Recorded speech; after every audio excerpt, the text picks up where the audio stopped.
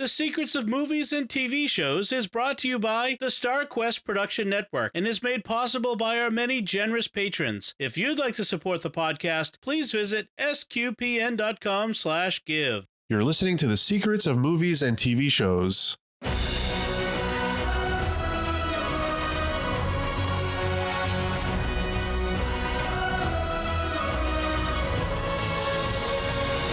Hi, I'm Andrew Hermiz, and you're listening to The Secrets of Spider-Man Into the Spider-Verse, where we'll discuss the hidden layers and deeper meanings of this groundbreaking animated film from 2018. Joining me today on the panel are Thomas Salerno. Hey, Thomas. Hey, Andrew. And Robert King. Hi, Robert. Hi there. How's it going? Pretty good.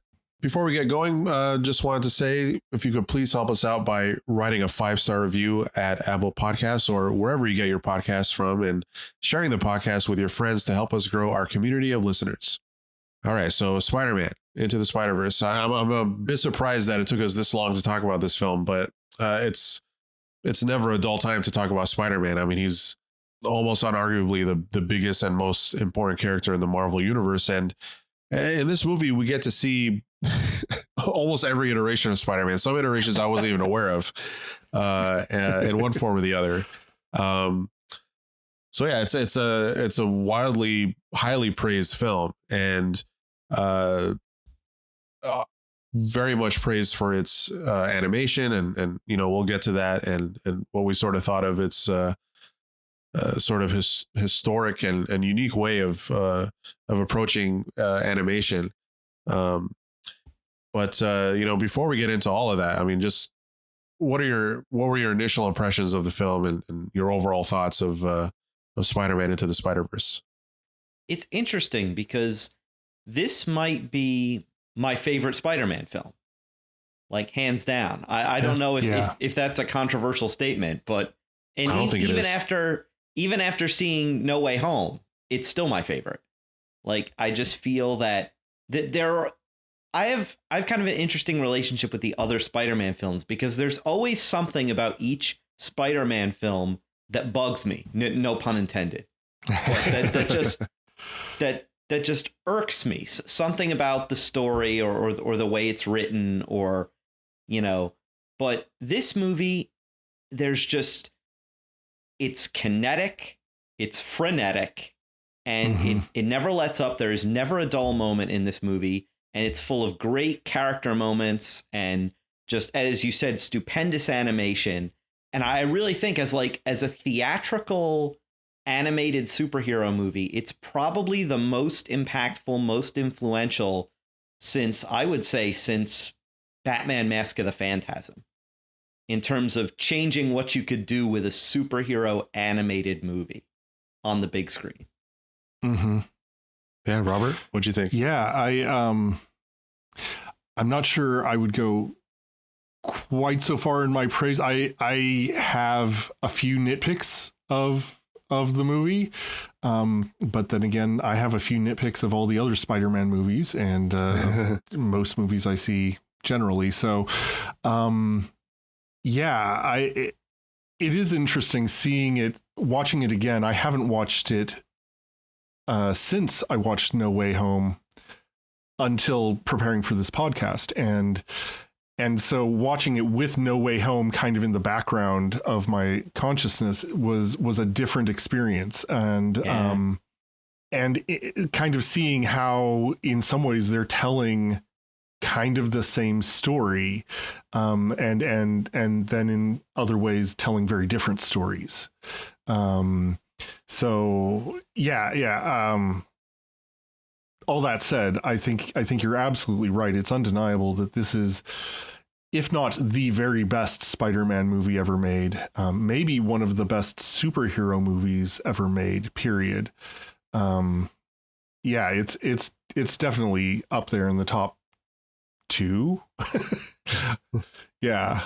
I mean, I can't argue with anything you guys said. I really, really, really love this film, and when I first heard this movie was coming out, I was like, oh well, that's cute. They're doing an animated Spider-Man movie. I was like, okay, Sony's just milking, their IP, right? And I did not have these sort of like, I did not go into this film with such high, like the expectations that I probably should have had. Like, I think this movie took a lot of people by surprise.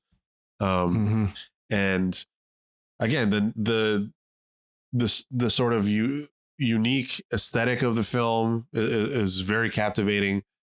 I mean, there were tons and tons of animators working on this film, and they it was a sort of a revolutionary way of going about doing an animated film in mixing a 2D space and 3D space and everything that goes along with that. And then, I mean, on top of that, it's just a good movie. It's a good story. It's a very compelling Spider-Man story at its core. Yeah, we get like, a dozen different Spider-Man, Spider-Women in this film, but it's a very Miles Morales focused story, and at the same time a very I would say perfect Peter Parker story, a Peter Parker that's older and aged and has gone through the ringer and is in a tough spot, right? One Peter Parker that's died, right? Even so, and was blonde. What's up with that? What was that? Peter Parker was blonde. Oh yeah, blonde Peter Parker. Yeah, Chris Pine. What's up with that? I think just to differentiate him from the other Peter in the movie, but yeah, it was interesting, and how they kind of melded different aspects of the different Spider-Man comic book universes kind of into this one sort of amalgam universe. That was very interesting, and it felt to me the most like a comic book leapt off the pages than I've ever seen in hardly any other superhero movie. It was just direct from panel to screen. And that's one of the most beautiful things about it, I think. Yeah, the only other movie I can think that even comes close is Ang Lee's Hulk, which used a lot of the same editing techniques and sure. actual like comic book paneling, but yeah, it's the way they used comic book conventions, like especially when he was first discovering his powers, they used comic book conventions like thought caption boxes and that's when the paneling started to move around in the screen composition and so on. So they used those comic book conventions to kind of express his exploration and discovery of his powers, and I thought that was really clever. And yeah. It's a comic book movie that's not afraid of its comic book roots, right? And obviously, being an animated film, it has sort of the benefit of being able to lean into that really hard. Yeah, you can do whatever you want. Exactly. Yeah, and but again, I mean, the movie could have easily been a convoluted, mess. And I think the movie does a brilliant job of interweaving all these different universes and these different characters and making sure the emotional weight of the film doesn't sort of get pushed to the side. Because it really is a very at times very emotional film. It doesn't shy away from the sort of typical Spider-Man characteristic that we know, that Spider-Man just always has to suffer great loss at the expense of being a superhero and having these powers, right? It's with great power comes great responsibility, and also a great loss. We see that in almost every Spider-Man film and every great Spider-Man arc. That's usually a big focus of the plot and the story and the character evolution. And this film is, I mean, we again, like I mentioned, we see a Peter Parker that's divorced from Mary Jane and is like down in the dumps. He's older. Again, Peter Parker that Green Goblin actually kills. So and of course we get to see the origin story and the evolution of Miles Morales. It was an interesting character because have either of you ever read any of the Miles comics? I have not a lot, but I have read some. Because like when he first appeared as part of the Ultimates line of comics, like I remember being like among the people who was kind of skeptical. I'm like, they're introducing a new Spider-Man, what? And he's not Peter Parker. And then like years later, I ended up picking up one of the trade paperbacks. I think it was like the first Brian Michael Bendis run of Ultimate Spider-Man with Miles Morales. I just on a lark, I picked it up and I read it and I'm like, wow, this is actually really good. I kind of almost like Miles a little bit more than Peter. Right. So like I became one of the converted, the people who's like, I like this character. I like his backstory. And even in those Ultimate comics, and they incorporated this into the movie, part of his backstory was having witnessed Peter Parker's death. And being one of the things that drives him as a character. And I thought it made him such an interesting character. And he had an interesting family dynamic. His family's alive, unlike Peter, and so most of his family. So it makes him just a very different Spider-Man, but still he has that hard to define Spider-Man quality. And so and I think that really shines out in this movie. Like all the different Spider-Men and women feel like they should be part of the Spider-Verse. Yeah. And, we get to see, like, I think what captivated audiences as well is like, you get to see a character like Miles Morales, who, the general audience is not going to be familiar with unless you're, into the comics. We haven't seen Miles Morales in any sort of, theatrical or kids might be familiar with him from the Spider-Man kid shows that my daughter watches or the video game or the video game, right? General audiences are like, okay, who is this character? I mean, if you're thinking about, I think Sony and Marvel, they really made a good choice in having Miles Morales sort of be the main Spider-Man of this film, because you could easily just make a Peter Parker animated Spider-Man movie and he's a Spider-Man that everyone knows and everyone's familiar with, but I think audiences being able to see a Spider-Man who's not white and seeing other Spider-Man in the movie that is Spider-Women, you get to see Spider-Man from different parts of the world, and not only that, you're getting to see animators behind that get to lend their hand and their unique sort of style of animating and weaving it all together into just the sort of the movie screen being just huge canvas and every frame literally being a painting. It's really I think everyone who's seen the film, again, we bring up the animation a lot. It's Sony decided to just have like a team of animators from all over the world, and I forget how many animators they had working on this film. It was hundreds, I believe, and the way they were able to get it done and put it all together and have all these different aesthetics put into the film was it's really hasn't been done before. So I get, just as far as the animation goes, like what did you guys think of it? Did you have any other thoughts about it? I loved the way that they used the different styles of animation, like right in the title credits, before anything gets shown on screen, they're showing the producer credit, this is a Columbia picture, this is a Sony picture, this is in association with Marvel. And they're flipping through all these different animation styles even there. And it's setting up the idea of the multiverse, that these different animation styles, reflect the different universes and the different possibilities, the huge number of possibilities. But even within the main universe of the film, like each character seemed to have like a slightly different animation style.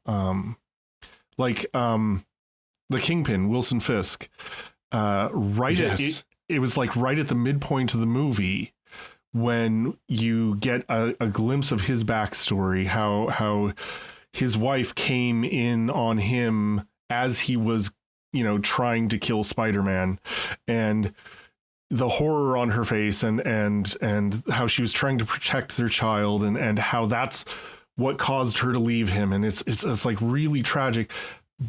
But the animation style changed to reflect it. It became very painterly and kind of almost watercolors. And I loved the way that they just did that so lovingly with each character. Yeah, I definitely agree. And we mentioned before how they introduced like visuals from the comics. You could almost see the little kind of pointillist art, the little dots from like the comic books. You could see they used obviously, the half toning, thought balloons, word bubbles. Even in the device as it's opening up dimensions, there's the classic Kirby crackle, that Jack Kirby would put in weird energies in his comic book panels. And it just, like I said, it's like a comic book left off the page, but in full Technicolor brilliance. It's such a gorgeous movie. Like you said, like any frame from this movie you could just hang on a wall and just be like, I mean, like I'd love to have panels from this movie in my room. It's just that good looking, and and I love how each character from the multiverse, is like in their own style. Like Penny Parker looks like an anime character. She's drawn in kind of an anime style. You have Spider-Man Noir in that kind of, grayscale kind of, black and white, which is great. And it's just, I love how immediately, every single character, who they are. They chose a good group of Spider-Men for this because they're all distinctive. The audience knows immediately who they are and what their deal is. There's no confusing of Spider-Man in this. Yeah. Well, and the artwork serves those characters. It blossoms out of the characters. And so like I remember when I first saw the trailer for Into the Spider-Verse, and like everyone else, I was blown away by the animation, but my big fear was, oh man, is this going to be like a visual spectacle with no story behind it? But the real triumph of the visuals of the animation is how every single frame of it serves the story. It pushes the story forward. It develops the characters. It develops the world. It's not gratuitous or superfluous in any way. It's all like the writing and the voice acting and the animation and everything in it is working together to tell you this amazing story. Absolutely. And the story that they're telling, it is this origin story of Miles. And I think it's very interesting, the sort of direction they went with having this sort of, again, this broken down Peter Parker be his mentor. We're first introduced to like this perfect Spider-Man, right? The Chris Pine Spider-Man, and then then he dies, so he's stuck with I love what Miles calls him, the janky old broke hobo Spider-Man. Yes, Which made me crack up. That was brilliant. Well, and Peter B. Parker, when he sees the news report, he's like, there he was young and he was blonde. It was like I was almost perfect. Right. I mean, this is a Peter Parker this is a Spider-Man movie for everyone, because like me, like I'm 35, right? If I'm probably the same age of the Peter Parker in this film. I mean, if he's been Spider-Man for 20 years, and if Peter Parker became Spider-Man in high school, like, he's probably roughly around 35. So he's in this particular, part of his life again, I mean, thankfully I'm not down in the gutter like he is. I'm still married. I'm still, I have many things to be thankful for, but it's like this sort of existential crisis that he's going through. It's like, oh, I've been Spider-Man for 20 years, and I've been a superhero. I've saved so many people, and everyone knows who I am.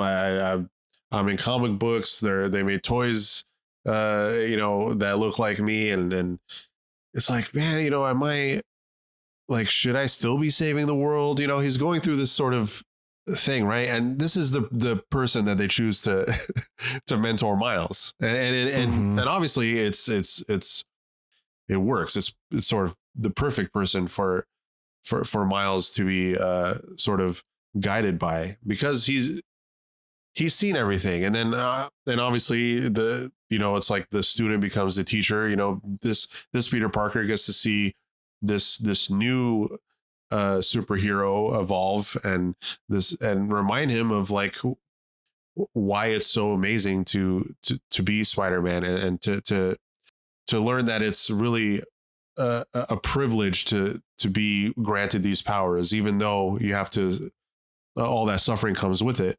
I thought this was sort of the central theme of the film, and I just wanted to get your guys' thoughts of how how you thought they handled it in regards to this Peter Parker and this Miles, and how they approached it.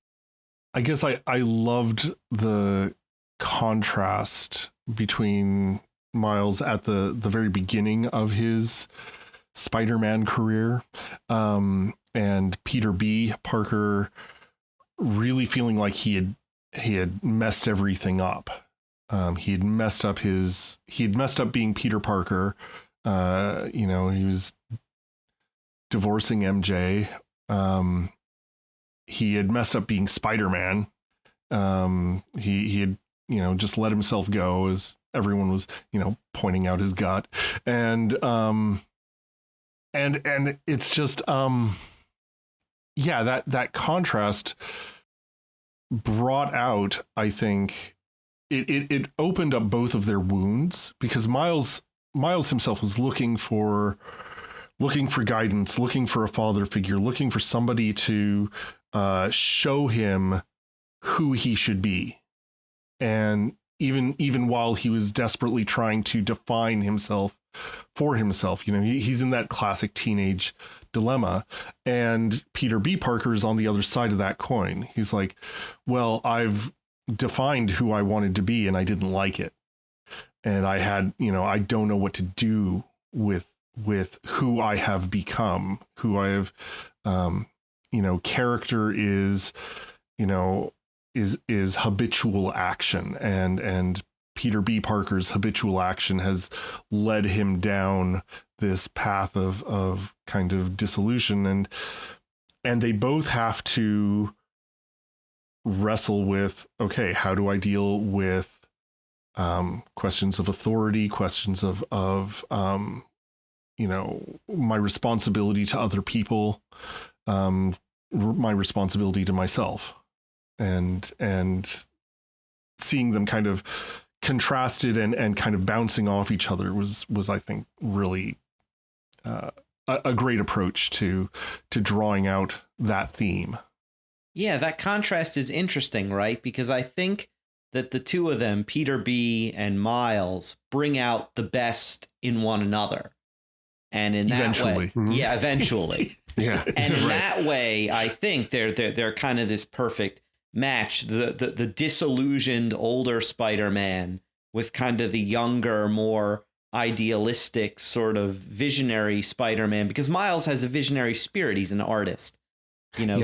He can see the beauty in a blank wall.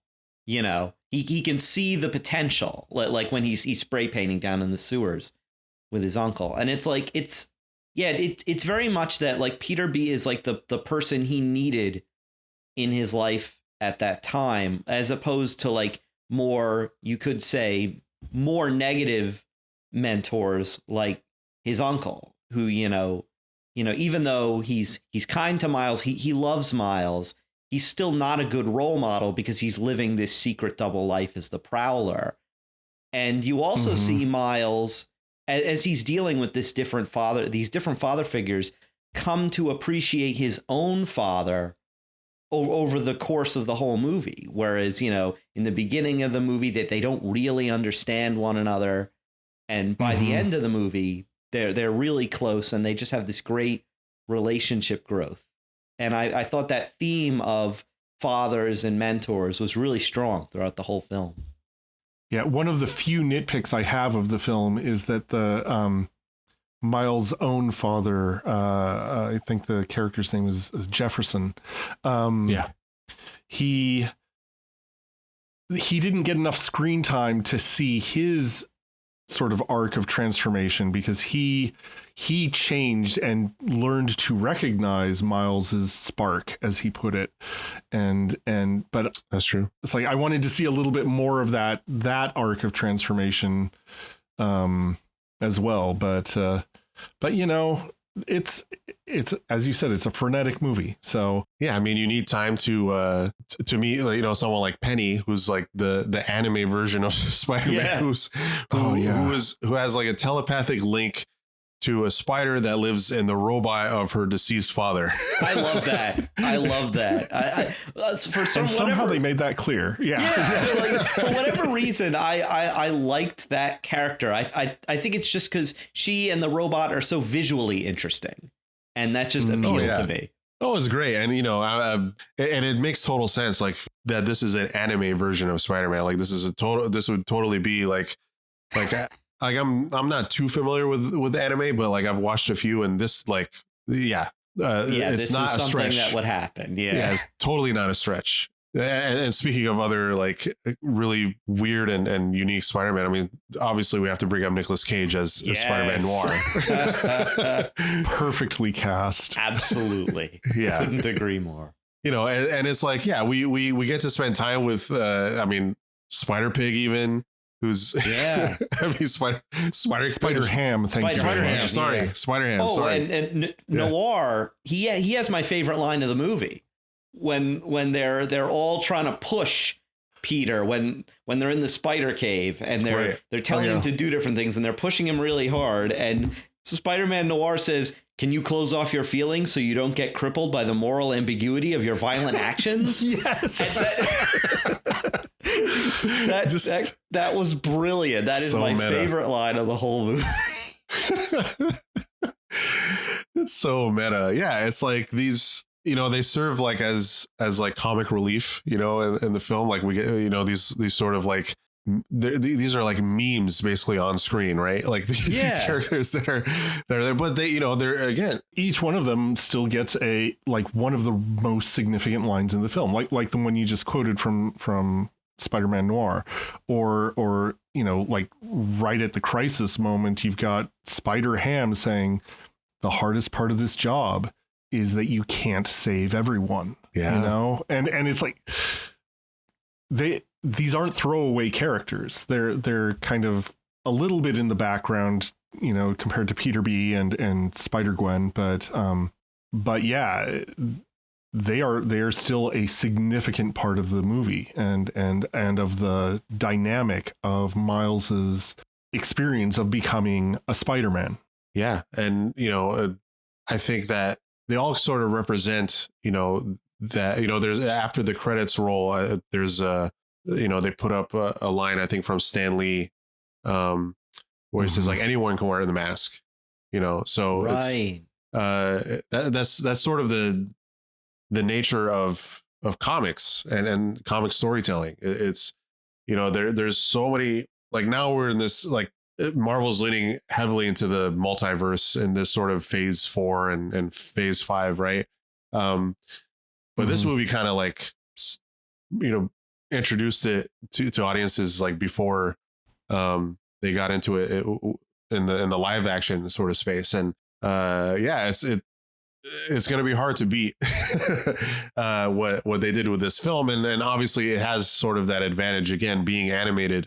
You can have this sort of, again, these levels of like comic relief and silly characters but at the same time carry that emotional weight throughout the film. And you know, I think Marvel, obviously, the MCU has a reputation of doing that pretty well. Obviously, with the Infinity Saga, you know, those movies are like literally comic books brought to life, and this movie just takes it to that extra level, you know, that it can.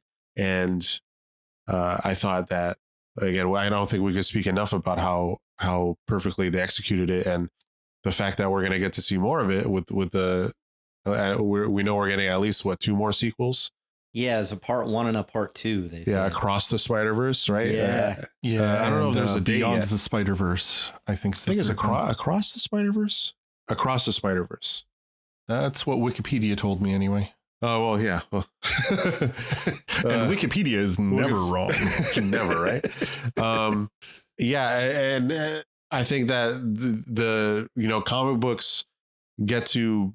That's why I think, you know, Marvel is having a sort of a mixed bag of results. I would say now that they're trying to tell this multiverse story.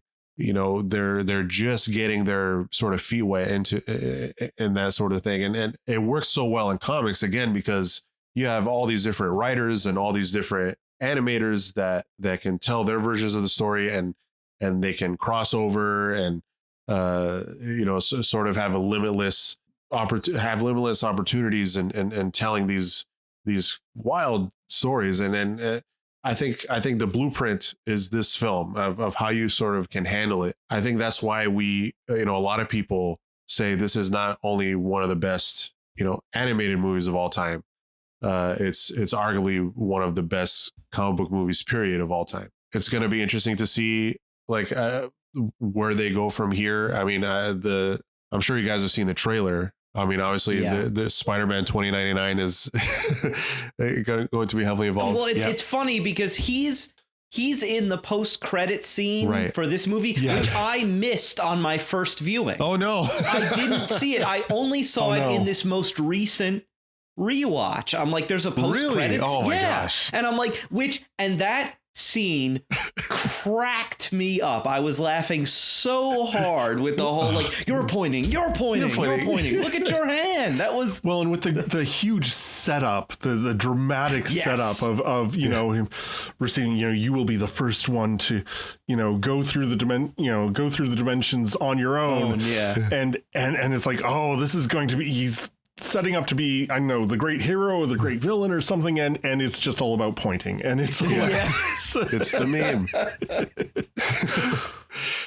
And obviously Spider-Man No Way Home gets into the multiverse, a multiverse story, and you know, made everyone's childhood dreams come true, getting to see all 3 live action Spider-Man on screen together. Yeah, I think this like, I don't know like if this movie was inspiration for that, but I would not be surprised if you know, if it was. I think again, this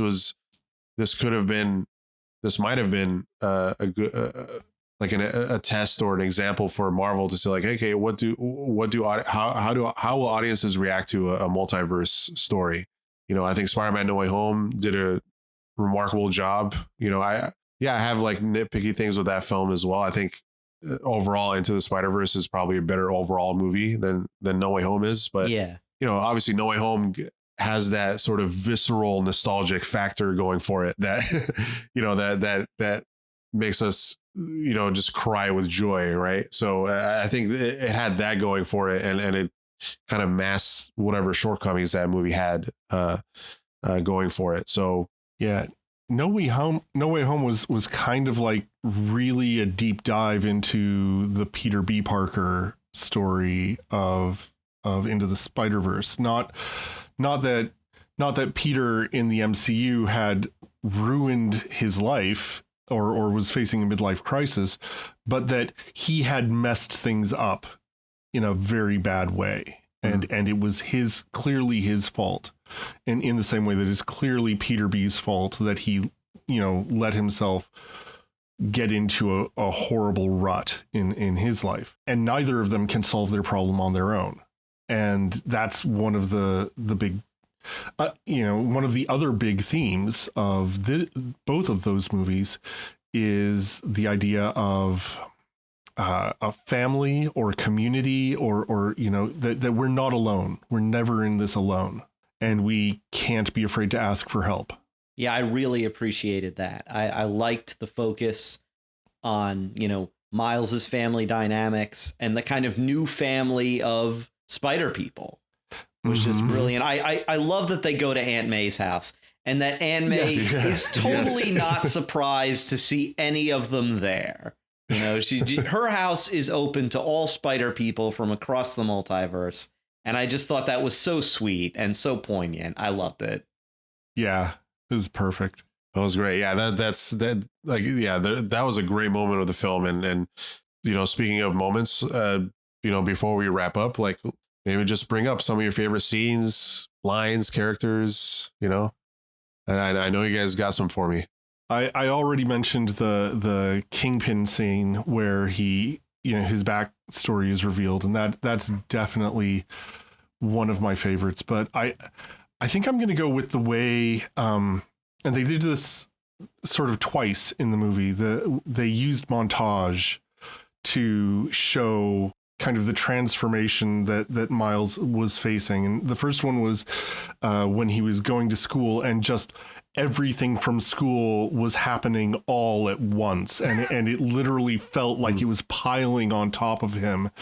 And then they used the same technique again after he broke out of his after he broke out of his chair to go join the other spider people to save the universe.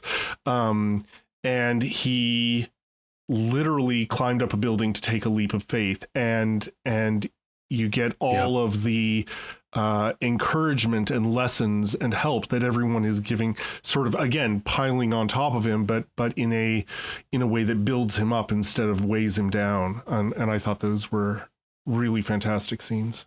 I mean, that's it for me. I mean, that's probably a lot of people's favorite scene is that leap of faith, scene. And everything about it. I mean, the song is great. The "What's Up Danger" song, is great. Right. And the soundtrack, I mean, that whole summer, like that Sunflower song was playing everywhere. I mean, it was the music plays a big role in this film as well. And I think it was a very, very Brooklyn movie, like Peter Parker is that guy from Queens, and Miles Morales is, very, very Brooklyn. And again, that was, I think the animators and the writers did a great job of having the setting also be its own character on screen. And yeah, just again, like you said, having Peter Parker's advice, like just replaying in his head and knowing that he'll never be 100% sure that he's ready to be Spider-Man, but he just has to take that quote unquote leap of faith. And it's a beautiful introduction. Maybe one of the best cinematic introductions for a superhero that you're going to see. That's definitely my favorite scene. I would just note a couple other kind of minor scenes that I either noticed for the first time on this, like one that I noticed for the first time on this new watch through was that Miles does the classic Spider-Man tries to save Gwen from falling, but he succeeds. Yeah. I thought that was nice when she's almost going to fall into the device and he saves her during the, I noticed that almost like, aha, I see what you've done there, movie. There's a lot of great callbacks to the kind of Spider-Man lore and mythos. Another thing that I really liked is that they took a kind of minor and lesser known Spider-Man rogues gallery person like Prowler and made him kind of terrifying in those scenes where he's chasing Peter around or when he's in the apartment with him but he can't see him. I'm like, Prowler is actually really scary in this movie, and that really unsettling, off-putting kind of, I don't know what that sound is, but that sound that appears whenever Prowler's around.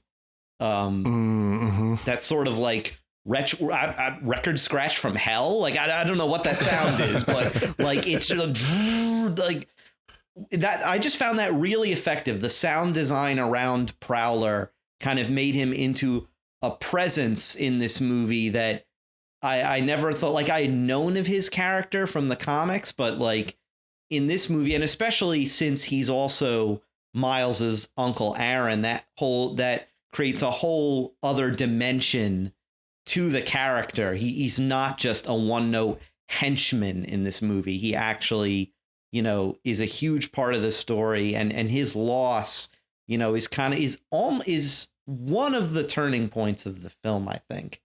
And in fact, that whole scene where, Absolutely. you know, he tells Miles, you know, I wanted you to look up to me, but I failed you.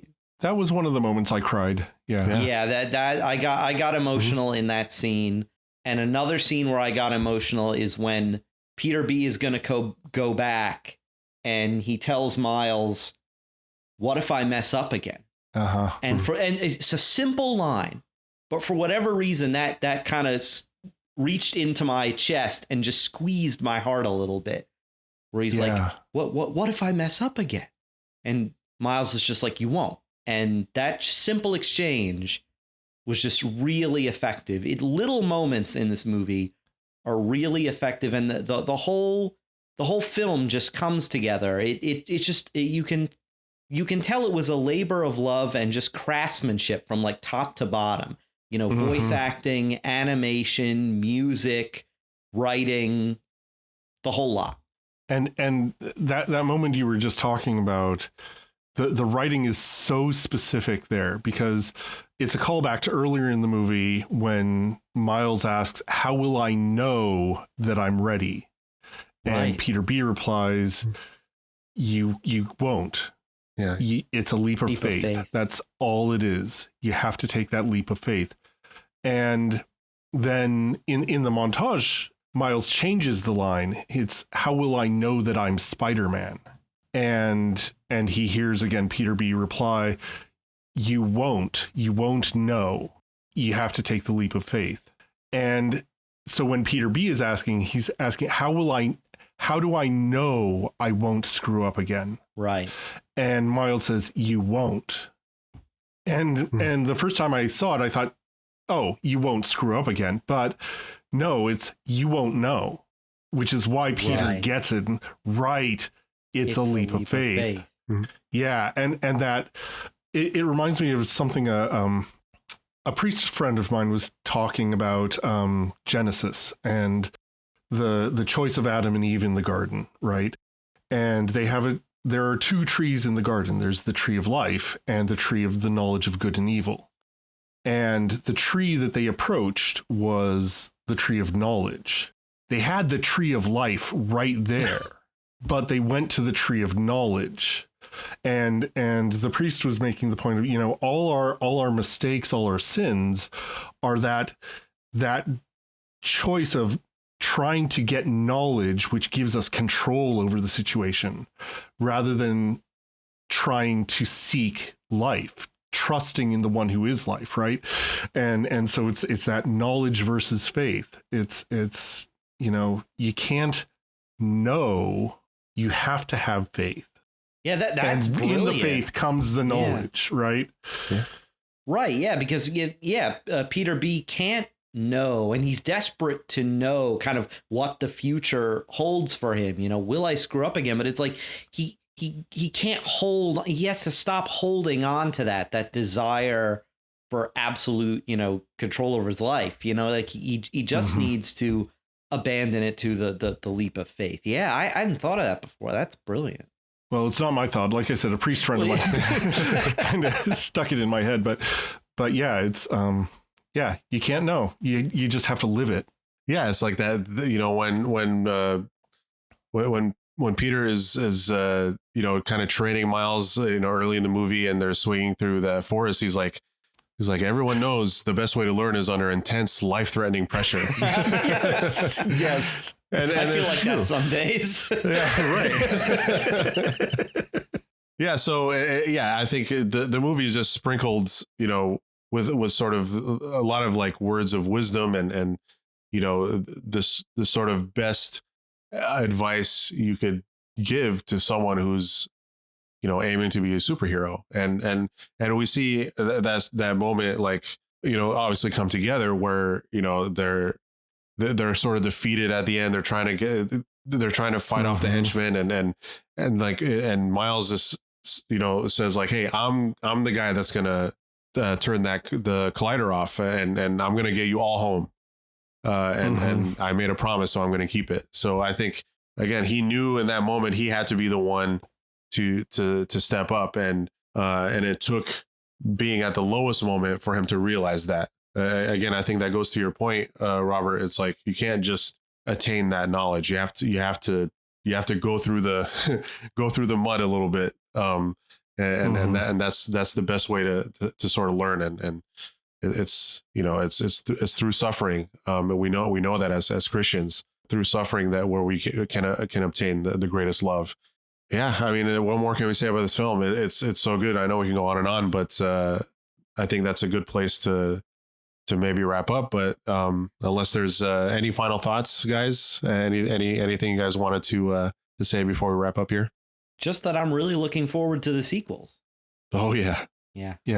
There's a rumored sequel that they'll have about the Spider Women, and I'm realizing we actually haven't talked much about Gwen and the role she plays. Yeah, gosh.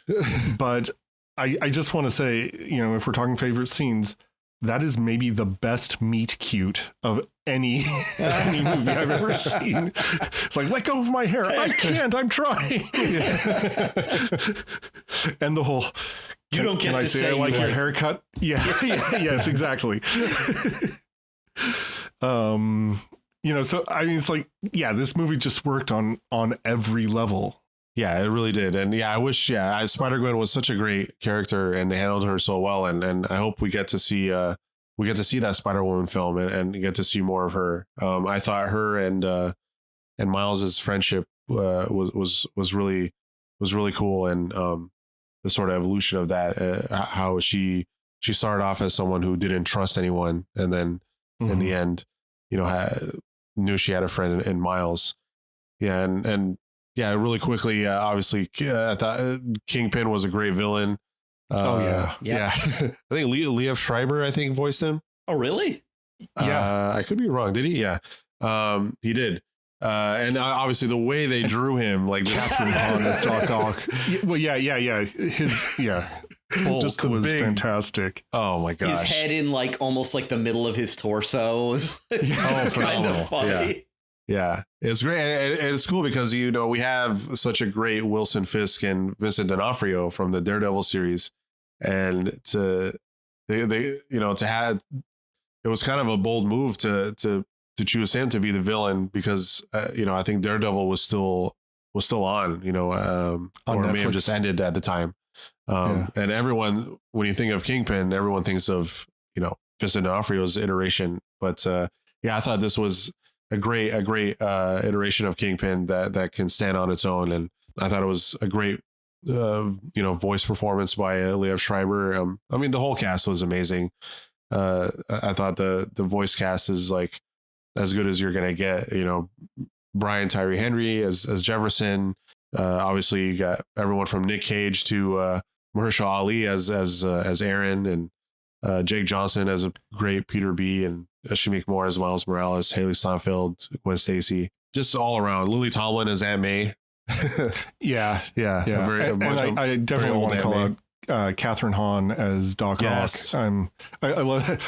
Actually, my friends call me Liv. My enemies call me Doc Ock. Another great line.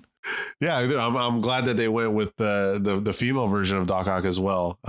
Again, just showing the sort of breadth of the Spider-Man universe and what the comics have to offer, because, you know, there's no chance we'll see 10 or 20% of these characters in live action MCU movies. So the fact that we can see them on screen in animation in a film like this is really fun. So yeah, I think that'll do it. That's it from us. Question is, what did you guys think of Spider-Man Into the Spider-Verse? Let us know by commenting on the show at sqpn.com/ Secrets or the StarQuest Facebook page, or send us an email at secrets@sqpn.com.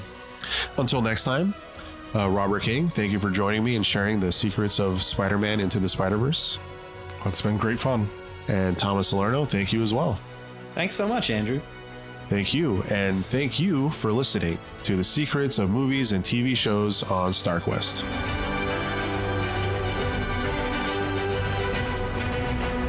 Here's another show on the StarQuest Network you're sure to enjoy, PlayStation Portable. Find it wherever fine podcasts are found, or at starquest.fm/PSP.